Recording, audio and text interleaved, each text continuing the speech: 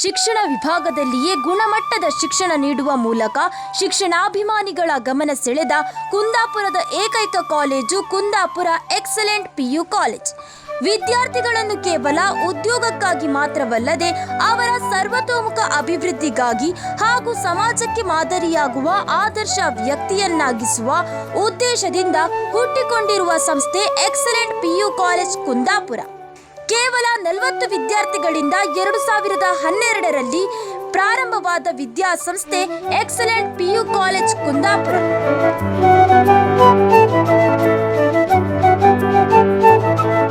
2012ನೇ ಇಸ್ವಿಯಲ್ಲಿ ಈ excellent college ಎನ್ನುವಂಥದ್ದು ಆರಂಭ ಆಗ್ತದೆ. ಕೇವಲ ಒಂದು 40 ಜನ ವಿದ್ಯಾರ್ಥಿಗಳಿಂದ ಆರಂಭವಾಗಿರುವಂಥ ಒಂದು ಕಾಲೇಜ್. ಗ್ರಾಮೀಣ ಪ್ರದೇಶದಲ್ಲಿರುವಂಥ ವಿದ್ಯಾರ್ಥಿಗಳಿಗೆ ತನ್ನ ಊರಿನಲ್ಲಿ ಅವರಿಗೆ JEE, NEET, CET, CA ಮತ್ತು CS ಅಂತ ಒಂದು ಕೋಚಿಂಗ್ ಇಲ್ಲಿ ಗ್ರಾಮೀಣ ಪ್ರದೇಶದಲ್ಲಿ ಸಿಗಬೇಕು ಎನ್ನುವಂಥ ಒಂದು ಕಾರಣದಿಂದ ಮಹೇಶ್ ಹೆಗಡೆ ಮತ್ತು ದೀಪಾ ಹೆಗಡೆ ಅವರ ಒಂದು ಆಶಯದಂತೆ ಈ ಒಂದು ಕಾಲೇಜ್ ಆರಂಭವಾಗಿರುವಂಥದ್ದು. ಕಾಲೇಜು ಆರಂಭವಾಗಿ ಇಂದಿನವರೆಗೂ ಹೆಚ್ಚು ಕಡಿಮೆ 13 ವರ್ಷವಾಯಿತು. 13 ವರ್ಷದಿಂದ ತನ್ನ ಒಂದು ಚಾಪನ್ನ ಮೂಡಿಸುತ್ತಾ ತನ್ನದೇ ಆದಂಥ ಒಂದು ಹೊಸ ದಾಖಲೆಗಳನ್ನು ಒಂದು ಕುಂದಾಪುರ ತಾಲೂಕು, ಉಡುಪಿ ಜಿಲ್ಲೆ ಆಗಲಿ ಅಥವಾ ರಾಜ್ಯ ಮಟ್ಟದಲ್ಲಾಗಲಿ ಇದನ್ನ ಮಾಡ್ತಾ ಬಂದಿದೆ. ಪ್ರತಿ ವರ್ಷದಿಂದ ವರ್ಷಕ್ಕೆ ಅತಿ ಹೆಚ್ಚು ರ್ಯಾಂಕ್ಗಳನ್ನು ಕೊಡ್ತಾ ಬಂದಿದ್ದೇವೆ ನಾವು.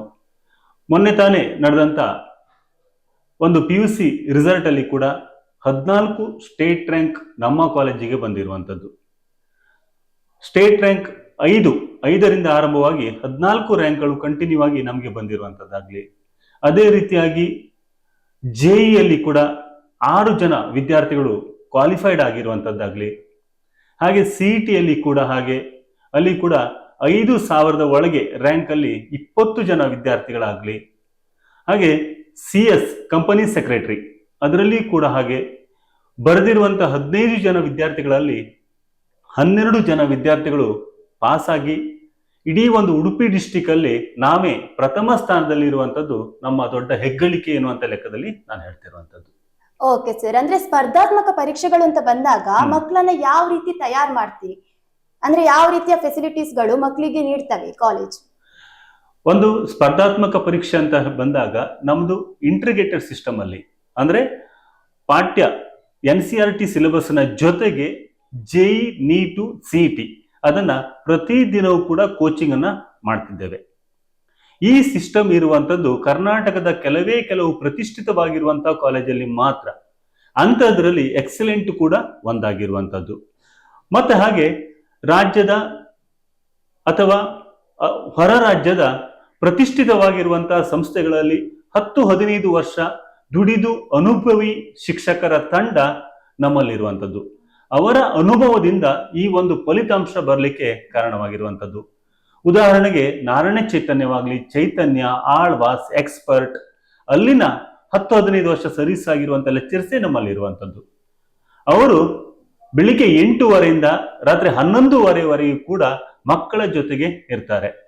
ಈ ಒಂದು ಅಂದ್ರೆ ಸಂಜೆ 4:45ರಿಂದ ರಾತ್ರಿ 11:30ವರೆಗೆ ನಮ್ಮ ವಸತಿ ನಿಲಯದಲ್ಲಿರುವಂತ ವಿದ್ಯಾರ್ಥಿಗಳಿಗೆ ಇವರಿಂದ ತುಂಬಾ ಅನುಕೂಲತೆಗಳೆಲ್ಲ ಸಿಗುವಂತದ್ದು ಇರುವಂತದ್ದು. ಓಕೆ ಸರ್, ಇವಾಗ ಇದು ಕುಂದಾಪುರಕ್ಕೆ ಮಾತ್ರ ಸೀಮಿತವಾಗಿರದೆ ಉಡುಪಿ ಜಿಲ್ಲೆಯಲ್ಲೇ ಮಿಂಚಿದೆ ರ್ಯಾಂಕ್ ಮೂಲಕ. ಸೊ ವಿದ್ಯಾರ್ಥಿಗಳ ಒಂದು ಸಾಧನೆಯ ಬಗ್ಗೆ ಹೇಳೋದಾದ್ರೆ ಏನ್ ಹೇಳ್ತೀರಾ ಸರ್? ನಾವು ಕೇವಲವಾಗಿ ಕುಂದಾಪುರ ತಾಲೂಕು, ಉಡುಪಿ ಡಿಸ್ಟಿಕ್ ಮಾತ್ರ ಅಲ್ಲ.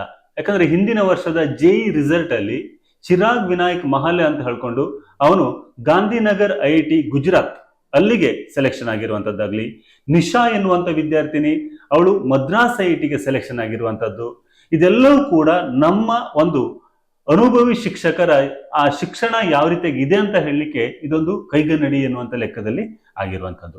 ಓಕೆ ಸರ್, ಸ್ಪರ್ಧಾತ್ಮಕ ಪರೀಕ್ಷೆ ಅಂತ ಹೊರತುಪಡಿಸಿ ಬೇರೆ ಆಕ್ಟಿವಿಟೀಸ್ ಅಲ್ಲಿ ಮಕ್ಕಳನ್ನ ಯಾವ ರೀತಿ ತೊಡಗಿಸಿಕೊಳ್ಳಿಕ್ಕೆ ಅವರಿಗೆ ಇದ್ ಮಾಡ್ತೀರಾ ಸರ್? ಇಲ್ಲಿ ಕೂಡ ಕೇವಲ ನನ್ನ ಒಂದು ಆಲೋಚನೆಯ ಪ್ರಕಾರವಾಗಿ ಯಾವ ರೀತಿಯಾಗಿ ಅಂತ ಹೇಳಿದ್ರೆ, ಶಿಕ್ಷಣವನ್ನ ನಾನು ಕೇವಲವಾಗಿ ಒಂದು ಟ್ಯೂಷನ್ ಕ್ಲಾಸ್ ಎನ್ನುವಂತ ಲೆಕ್ಕದಲ್ಲಿ ಆ ರೀತಿಯಾಗಿ ಮಾಡಲಿಲ್ಲ. ಒಂದು ಸಾಂಸ್ಕೃತಿಕವಾಗಿ ಶಿಕ್ಷಣವನ್ನ ನಾವು ತೆಗೆದುಕೊಂಡು ಹೋಗ್ತಿದ್ದೇವೆ. ಅದು ಇವತ್ತಿನ ಎಷ್ಟೋ ಕಾಲೇಜುಗಳಲ್ಲಿ ಆಗೋದಿಲ್ಲ. ಆ ಕೆಲಸವನ್ನ ಇವತ್ತು ನಾವು ಮಾಡ್ತಿದ್ದೇವೆ. ಇದು ನಮ್ಮ ಒಂದು ದೊಡ್ಡ ಹೆಗ್ಗಳಿಕೆ ಅನ್ನುವಂಥ ಲೆಕ್ಕದಲ್ಲಿ.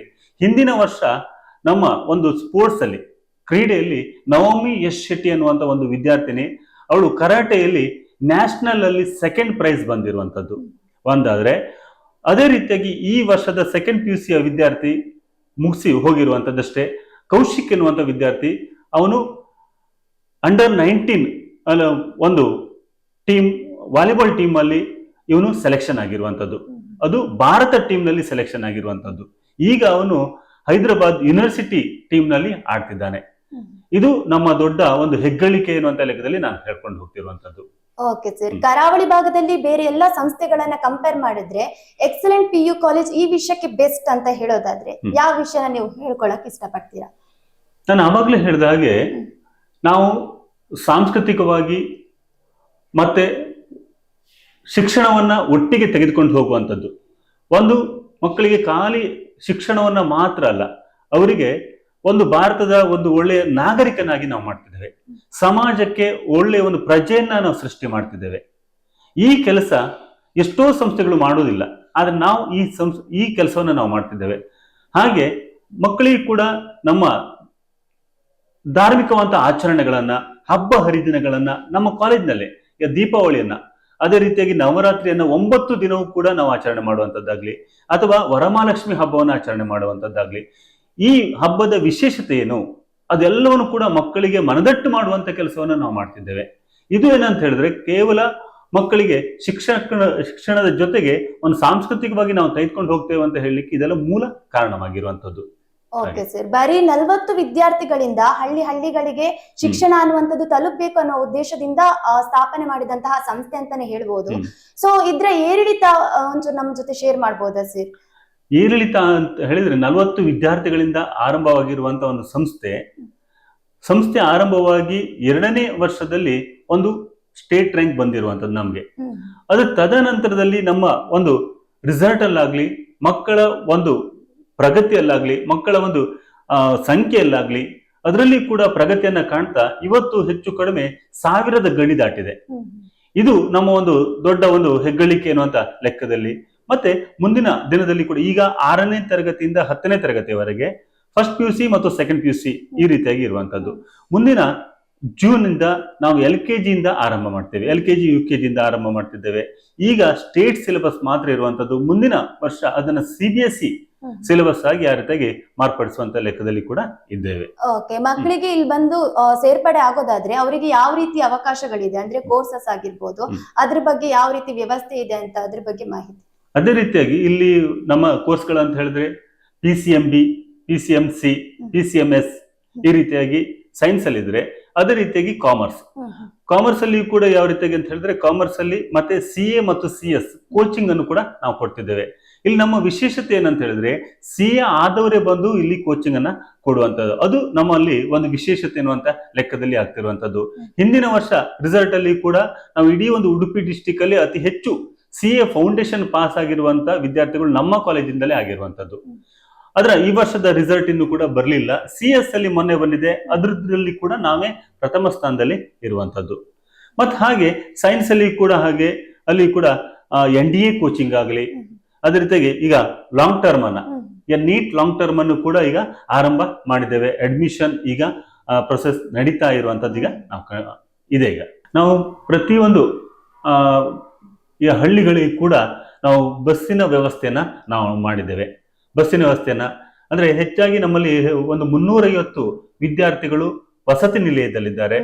ಉಳಿದಂತ ವಿದ್ಯಾರ್ಥಿಗಳು ಹೆಚ್ಚಿನವರು ಏನಂತ ಹೇಳಿದ್ರೆ, ಅವರೆಲ್ಲರೂ ಕೂಡ ಬಸ್ಸಿನ ಮೂಲಕವಾಗಿ ಅರತೆಗೆ ನಮ್ಮ ಕಾಲೇಜಿಗೆ ಬರುವಂತಹ ವ್ಯವಸ್ಥೆಯನ್ನ ಅರತೆಗೆ ಮಾಡ್ಕೊಂಡಿದ್ದೇವೆ. ಮತ್ತು ಅವರಿಗೆ ಮಧ್ಯಾಹ್ನದ ಊಟದ ವ್ಯವಸ್ಥೆಯು ಕೂಡ ಇರ್ತದೆ.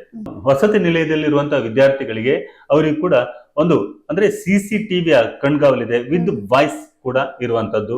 ಮತ್ತೆ ಯಾವುದೇ ಒಂದು ಪೇರೆಂಟ್ ಬಂದ್ರೆ ಮಾತ್ರ, ಅವರ ಪೋಷಕರು ಬಂದ್ರೆ ಮಾತ್ರ ನಾವೇನ್ ಮಾಡ್ತಿದ್ದೇವೆ ಅಂತ ಹೇಳಿದ್ರೆ, ಅವರನ್ನ ಗೇಟ್ ಇಂದ ಹೊರಗೆ ಬಿಡುವಂತ ವ್ಯವಸ್ಥೆಯನ್ನ ಮಾಡ್ತಿದ್ದೇವೆ. ಬಿಟ್ರೆ ಮತ್ತೆ ಯಾವುದೇ ಲೆಕ್ಕದಲ್ಲಿ ಕೂಡ ಅವರು ಹೊರಗೆ ಹೋಗುವಂತ ಪ್ರಶ್ನೆನೂ ಕೂಡ ಇರುವುದಿಲ್ಲ. ಮತ್ತೆ ಸೆಕ್ಯೂರಿಟಿ ಅವರು ಕೂಡ ಇರ್ತಾರೆ.